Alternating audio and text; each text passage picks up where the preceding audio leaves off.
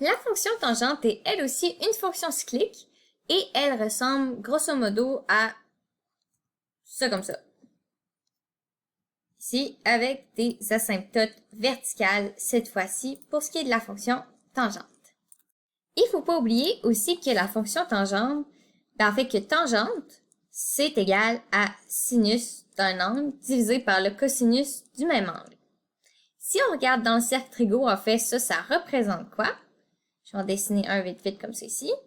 Mettons que je vais prendre cet angle-là ici. Son cosinus, c'est son x. Et son sinus, c'est son y. Si je vous dis, trouvez-moi la pente de cette ligne-là, qu'est-ce que vous allez faire? Ben là, vous allez faire le truc de y2 moins y1 sur x2 moins x1. Et là, le point d'origine étant 0, 0, ça va faire y2 moins 0 sur x2 moins 0. Donc, dans notre cas ici, si je le marque, ça va faire y moins 0 sur x moins 0, ce qui va faire en fait y sur x. Et ça, j'ai noté que c'est notre pente. Et y sur x, en fait, c'est quoi? C'est sinus divisé par cosinus. Donc, la pente, c'est égal à sinus de l'angle divisé par cosinus de l'angle. Sinus divisé par cosinus, c'est tangente. Donc, la pente d'une droite qui passe par l'origine d'un cercle trigo et qui passe aussi par un point qui est sur le cercle trigo, la pente de cette droite-là, c'est égal à la tangente de l'angle. Donc maintenant, regardons à quoi ressemble la fonction canonique de la fonction tangente. Donc, elle s'écrit y est égal à a, tangente de parenthèse b, x moins h plus k. Donc, elle ressemble beaucoup à sin et cos. En fait, elle est quasiment pareille au lieu de sin, cos, c'est tan. Mais dans un graphique, elle est légèrement différente. Et on va voir ce que les paramètres représentent ici. Donc, tout d'abord, avant de se lancer dans les paramètres, il faut savoir encore une fois que ça ici, ça représente l'angle de la tangente. Et comme vous avez vu au début dans le dessin que je vous ai fait, on a des asymptotes verticales. Des asymptotes verticales. Et les asymptotes sont quand? En fait, sont quand l'angle est égal à pi sur 2 ou moins pi sur 2. Donc là, c'est là qu'on a des asymptotes. Pourquoi? Parce que si on regarde dans notre cercle trigonométrique, pi sur 2, ça se trouve à être ici et ici.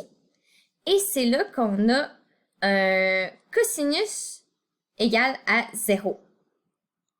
Donc ici, le cosinus est égal à 0, puis même chose pour ce point-là. Puis tangente, c'est quoi? Tangente, c'est égal à sin divisé par cos. Donc là, si le dénominateur est égal à 0, ça fonctionne pas. Ça donne quelque chose qui n'existe pas. Donc, c'est pour ça que dans le graphique, ça n'existe pas. Donc, c'est une asymptote, donc des points qui s'en vont à l'infini, qui vont s'approcher à l'infini de ce point-là, mais qui ne toucheront jamais. Donc, ce point-là précisément n'existe pas. À cause de quoi? À cause que le dénominateur, quand c'est 0, ça marche pas, ça n'existe pas. Donc, maintenant, on va passer aux paramètres. Donc, tout d'abord, le paramètre A. Lui, il fait changer l'échelle verticale du graphique. Donc, quand, par exemple, si je dessine mon axe ici, mettons, si notre y est égal à tangente de x tout court, ressemble à ceci, notre y est égal à 2 tan de x, parce qu'on sait que le a, c'est en avant du tan, il va être comme plus étiré vers le haut. Donc, plus comme ça.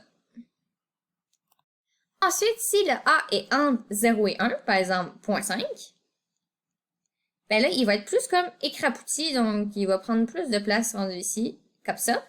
Et vous l'imaginez venir, si le a est négatif, on fait une réflexion par rapport à l'axe des x, puis il va switcher de bord, comme ceci. Maintenant, on va voir plus le paramètre b. Donc, le paramètre b, lui, il va plus jouer sur l'étirement horizontal de la courbe. Donc, si je le dessine, ici, notre y est égal à tan de x, ça va être le normal ici. Puis là, si, mettons, le b est plus grand, donc si, mettons, c'est y est égal à 2, pas 2 tan de x, ça c'est le paramètre a, mais si c'était tangente de 2x, mais là, c'est comme le contraire du A. Il va plus être écrapouti. Comme ça, parce qu'il va plus être étiré horizontalement. Donc, un B, plus le B est grand, plus il est étiré horizontalement. Puis un A, comme on a vu avant, plus le A est grand, plus il est étiré verticalement. Et vous imaginez, le paramètre B, si on le change de signe, eh bien, il va switcher de bord, mais par rapport à l'axe des Y. Donc, ça va nous donner moins tan de X. Oups, je l'ai fait dans la même couleur, mais vous comprendrez. Il va être comme ça par rapport à l'autre bord. Donc, graphiquement, une variation du signe de B, ça donne la même chose que une variation du signe de A. Si on regarde A négatif, ça donnait ça comme ça ici. Puis B négatif, ça donne ça ici aussi. Encore une fois, le B est impliqué dans la période de la fonction. Donc, cette fois-ci, la période, ça va être l'espace entre deux asymptotes. Donc, ici, la formule pour la période, ça va être T, que j'appelle période, va être égal à cette fois-ci pi sur valeur absolue de B. Pourquoi pi au lieu de 2pi? En fait, c'est parce que la période de, normalement, la période d'une fonction sinus-cosinus, c'est 2pi. Mais la période d'une fonction, quand je voulais dire la période d'une fonction sinus-cosinus, je parle de la fonction de base, quand il y a juste sinus θ ou juste cos θ. Dans ce cas-là, c'est 2pi. Mais dans la fonction tan, quand il y a juste tan θ, pas d'autres paramètres qui viennent compliquer ça, la période, c'est juste pi. Puis, je vais vous le montrer, en fait, c'est que on a dit tantôt les deux asymptotes. Oups, ça va être ça ma fonction de tangente. Ils sont à pi sur 2, puis à moins pi sur 2. Donc, c'est quoi la différence entre pi sur 2 puis moins pi sur 2? Donc, ici, on a 0 entre les deux. Mais c'est pi. Parce que si on regarde dans le cercle égaux, pi sur 2, il est en haut, puis moins pi sur 2, il est en bas. Donc, la différence entre les deux, c'est pi. Donc, voilà pourquoi la période, dans la fonction tan, on prend pi au lieu de 2pi, comparativement à sin cos. Donc, pour résumer, période est égale à pi sur valeur absolue de B. Maintenant, les paramètres h et k, comme d'habitude, ça va être des paramètres qui vont faire des translations.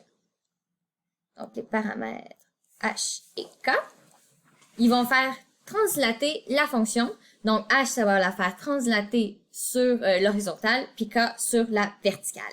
Donc, par exemple, la fonction normale, son point hk, c'est 0, 0. Donc, la fonction normale est centrée à 0, 0. Donc, h est égal à 0, puis k est égal à 0. Puis la fonction, c'est tan de θ, par exemple. Mais si j'ai une autre fonction, que je mets par exemple h est égal à moins 3, puis k est égal à 5, bien là, mon point d'inflexion, donc le point qui est au milieu ici, en fait, il ne serait pas là. Il va être à moins 3, 5. Donc, à peu près ici, mettons que c'est moins 3, puis qu'ici, c'est 5. Donc, ça ici, ce serait le point d'inflexion de la fonction tangente. Là, on aurait nos asymptotes, puis, bien sûr, il y en a toujours plusieurs. J'ai pas dessiné les autres verbes, mais c'est le même principe. Donc, H, translation horizontale, et K, translation verticale. Et d'ailleurs, le point HK, c'est le point d'inflexion qui est au milieu de la courbe. Donc voilà, c'est ce qui complète la capsule sur la fonction tangente et ses paramètres A, B, H et K.